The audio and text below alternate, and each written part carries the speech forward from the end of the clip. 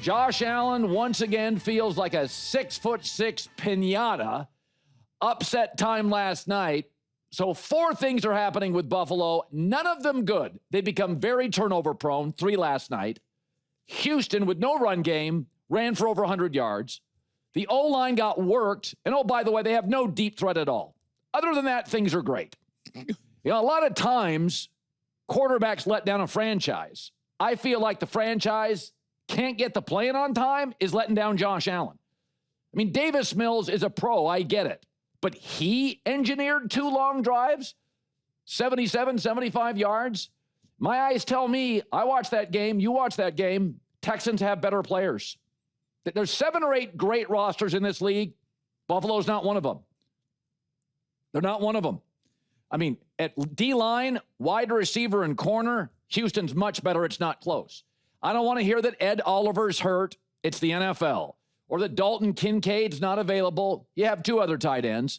Or that Keon Coleman, the young receiver's a bit immature. Well, it's a league full of young guys. The Texans were missing their quarterback.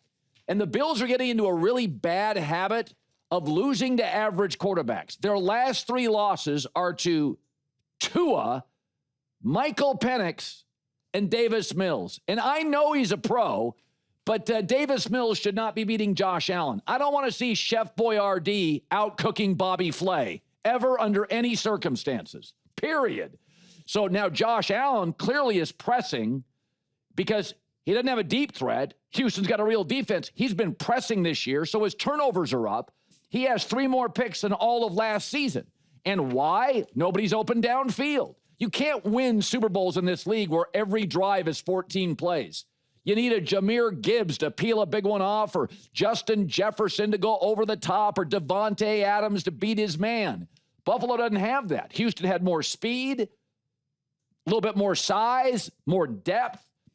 So Buffalo suddenly now can only win one way. Josh Allen has to have 3 or more touchdowns. And last week he had 6. They can win that way. Not sustainable. And he's only missed 4 games in his career. But Josh Allen, on more than one occasion last night, got up slowly. And I don't care that he's 6'6". Go ask Cam Newton and Big Ben, who took a beating because they extended plays, put themselves in the crosshairs. It's not all the offensive line's fault. He extends plays. He can run backwards. He did that a couple times last night. But go ask Cam and Big Ben, who are 6'6". It takes years off your prime. So Josh Allen is 30 now, and he's going to be out of this prime in a couple of years. So Buffalo, to me, Brandon Beane, the GM, he doesn't have enough help offensively. It's on you. It's on Sean McDermott. Can't get a play in on time. It's on the O-line. It's on the wide receivers. Yes, Keon Coleman is a bit immature at this point in his life. You got to do the homework when you draft him. You know, young receivers like that sometimes have red flags. You got to do the homework. That's part of it. You know, and so, young guy being a bit immature. Welcome to professional sports. I don't want to hear blaming him.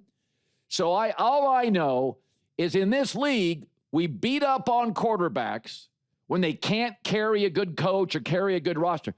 I feel like you got the quarterback.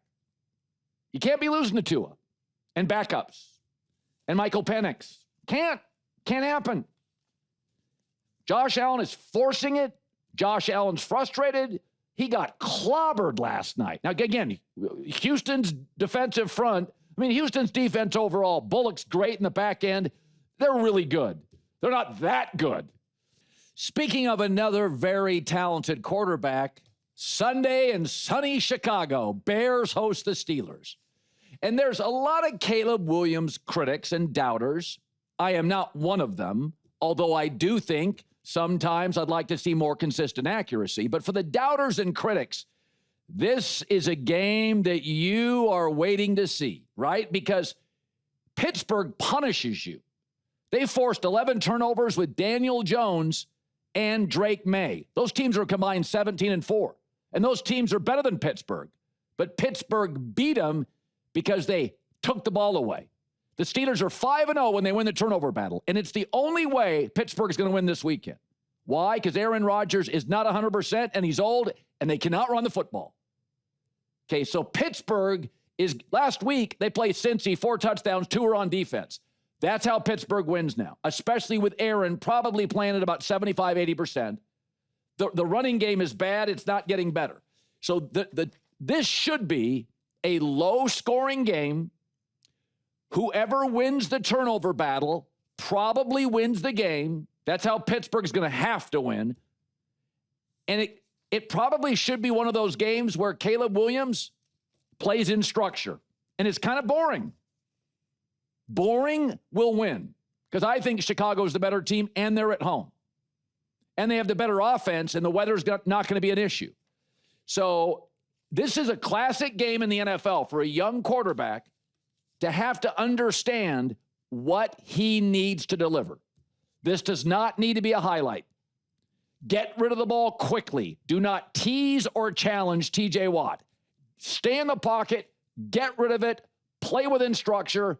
Caleb does not throw a lot of picks. But if he's going to, this Pittsburgh team with Mike Tomlin is a great underdog team. Tomlin's as good an underdog coach and motivator as the league has. And Aaron's banged up and they can't run the ball. So there is a way Mike Tomlin is preaching. We're taking the ball away from the young guy. We got to create turnovers. We have to score in defense and special teams. That's their route to win. Chicago can win multiple ways, but the absolute way they'll lose is to play into Tomlin, which is turnovers and giveaways. So I think Caleb's going to play well. I think Chicago's the better team. I think the weather sets up for them.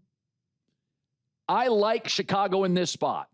Don't love them, like them. Now, Drake May's been unbelievable this year. He unraveled against the Steelers. Daniel Jones and the Colts offense, #1 in the league in efficiency. Daniel Jones unraveled against Pittsburgh. And the Colts are better than Pittsburgh. Let's be honest about that. New England's better than Pittsburgh. Pittsburgh beat them both. One way. The defense creates turnovers. That is the way Pittsburgh wins this weekend. So can Caleb really play within structure? Kind of be boring. Get rid of the ball quickly. Don't tease TJ Watt. Don't. It's not good.